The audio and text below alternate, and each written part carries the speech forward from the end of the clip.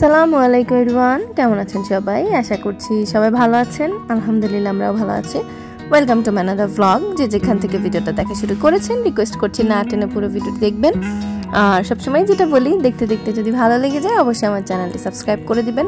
যারা অলরেডি তা করে ফেলেছেন তাদেরকে জানাচ্ছি অসংখ্য ধন্যবাদ। তো এই যে দেখতেই পাচ্ছেন কি সুন্দর বৃষ্টি হচ্ছে বাহিরে, সকাল থেকে বৃষ্টি, ইদানিং খুব বৃষ্টি হচ্ছে, মানে এই বছরের মতো বৃষ্টি আমি আর আগে কখনো দেখি নাই।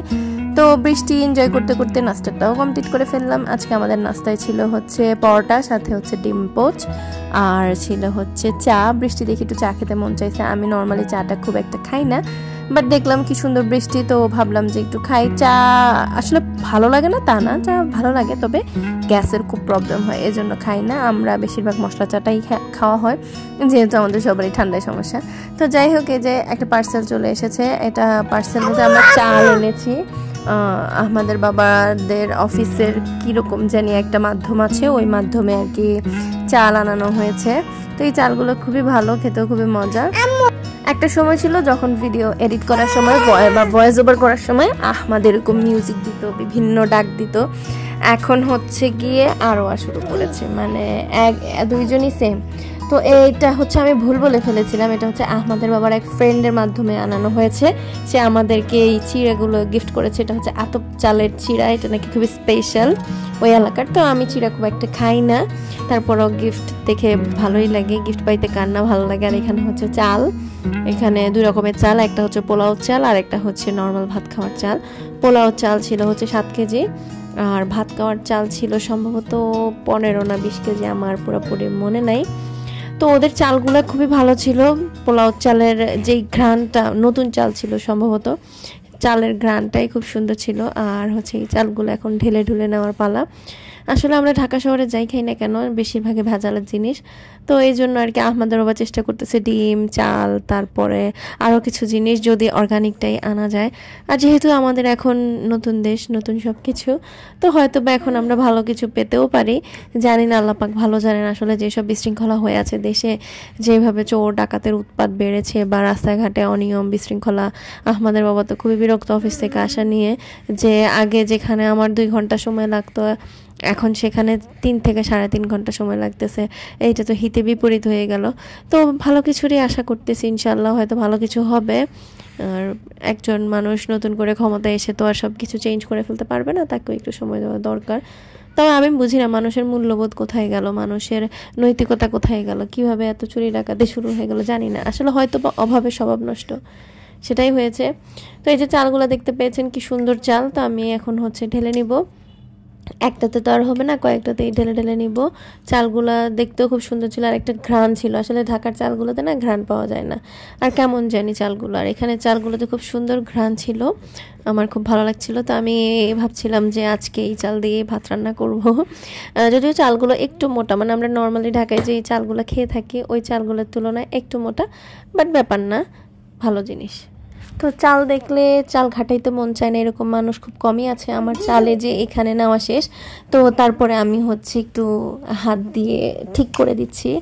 আমি আগে একটা অভ্যাস ছিল, মানে খুবই বাজে চাল ঘাটানোর অভ্যাস, কোনো কারণ ছাড়াই চালের ড্রামের ভিতরে হাত দিয়ে ঘাটানো শুরু করতাম।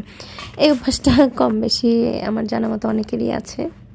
এবার হচ্ছে ঢাকনা দেওয়ার পালা। ঢাকনাতে দেখলাম একটু বালু আছে, তো একটু ক্লিন করে নিচ্ছে। এটা আসলে ধোয়াটাই ভালো ছিল, তো খেয়াল ছিল না আর কি প্রথমে ধুয়ে নেওয়ার কথাটা। পরে এখন যদি ধুয়ে আবার ঢাকনা দিতে নেই তাহলে চালগুলো ভিজে যাবে। তাই আমি হচ্ছে আমার ওড়না দিয়ে একটু ক্লিন করে নিলাম। ক্লিন করে আমি এখন হচ্ছে এটার ঢাকনা দিয়ে দিব।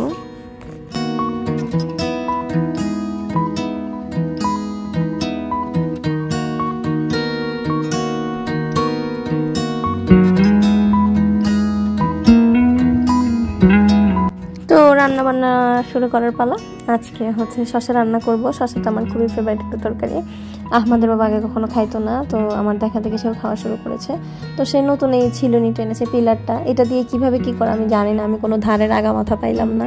তো এটা আমি নিয়েও পরে রেখে দিলাম, যে এটা আমার কোনো কাজেই আসলো না, শুধু শুধুই টাকা নষ্ট। আর এদিকে যে আমি চিংড়ি মাছ আর নারকেল হচ্ছে কষায় নিলাম, তারপর হচ্ছে রান্না করবো। তো এটা হচ্ছে আমার অন্য আরেকটি ইন্ডাকশন, এটাতে কারেন্ট বিল খুব বেশি আসে, আমার পুরোনোটাই আমি ইউজ করব, সেটাই ভাবছি। আর এই যে ভাত হচ্ছে এইদিকে, এই যে আগেরটা আগেরটাই আমার ভালো ছিল আর কি, একটু বড় দেখে ইউজ করতে প্রবলেম হইতো, কিন্তু এখন ছোটটা হয়তো ছোট জায়গা কম লাগে, কিন্তু ইউজ করে আমার খুব একটা ভালো লাগতেছে না। আসলে একটা জিনিস ইউজ করতে করতে না ওইটাই আমার কাছে কমফোর্টেবল হয়ে গেছে, হয়তো এটা সবারই এরকম হয়।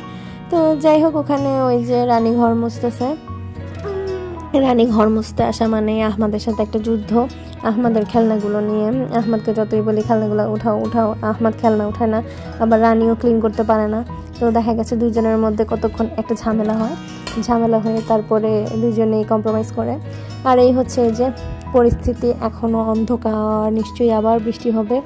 ভালোই লাগে আসলে, বেশ অনেক দিন ধরে বৃষ্টিটা শুরু হয়েছে, এবছর নাকি ইতিহাসের সেরা বৃষ্টি হবে। তো যাই হোক, আমি শুনেছি যে এবছর বৃষ্টি বেশি হয়, সেই বছর নাকি শীত কম হয়। তো এবার দেখার পালা আসলে শীতটা কেমন হয়। তো এই যে হঠাৎ করে তুফান শুরু হয়ে গেছে, এটা হচ্ছে বিকালের দিকে হঠাৎ করে দেখে তুফান শুরু হয়ে গেছে। আহমাদ তো ভয়ে অস্থির। তো কেএফসিতে একটা অফার চলছিল, আমাদের অফার থাকে প্রত্যেক মঙ্গলবারে অফার থাকে। তো আমাদের বাবা মঙ্গলবারের দিনই এটা এনেছিল, যদি এই ক্লিপটা শেয়ার করা হয় নাই। তো এখানে চিকেন নিয়ে এসেছে, চিকেন উইংস ছিল, তারপরে চিকেন স্ট্রিপস ছিল। তো আমাদের চিকেন স্ট্রিপসটাই বেশি পছন্দ। এটা আসলে কি বলবো, অনেক বেশি হয়ে যায়, দেখা গেছে পরে ফ্রিজে রেখে খেতে হয়, কারণ আমরা হচ্ছে এটা পুরোটা ফিনিশ করা পসিবল হয় না। তো এই যে আহমাদ এখানে দাঁড়ায় আছে, আহমাদ ওর বাবাকে বলছিল যে কি ভয় পাইতেছিল। ও তখন যে ঝড় তুফান হচ্ছিল না, তখন কারেন্ট চলে গেছে, কারেন্টটা এখনও আসে নাই, কি ভয়ঙ্কর ঝড় তুফান। আহমাদ তো ভয়ে অস্থির।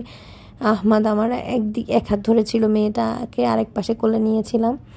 খুবই ভয়ঙ্কর একটা সিচুয়েশন গেল। এটা হচ্ছে চিকেন উইংস। চিকেন উইংসটা একটু স্পাইসি হয়, যার কারণে আহমদ খুব একটা পছন্দ করে না। আর চিকেনের যে স্ট্রিপসটা, সেটা আবার আহমদ খুবই পছন্দ করে। তো দেখা গেছে স্ট্রিপস থাকলে আমরা স্কিপ করি, আহমদকেই দেই আর কি। আর আহমদ তো আর এতগুলো খেতে পারে না, দেখা গেছে আহমদ 2-3টা খায়, তারপর আমরা খাই। ও হচ্ছে চিকেন ফ্রাই বা উইংস কোনোটাই খায় না, তো ওই দিক দিয়ে হচ্ছে খাওয়া হয় না খুব একটা। তো তখন আবার আহমদের বাবার শরীরটা খুব খারাপ ছিল, খুবই খারাপ যাচ্ছিল তার শরীর। তো যাই হোক, এখন হচ্ছে খাওয়া দাওয়ার পালা, এবার বিদায় নিচ্ছি, আল্লাহ হাফেজ।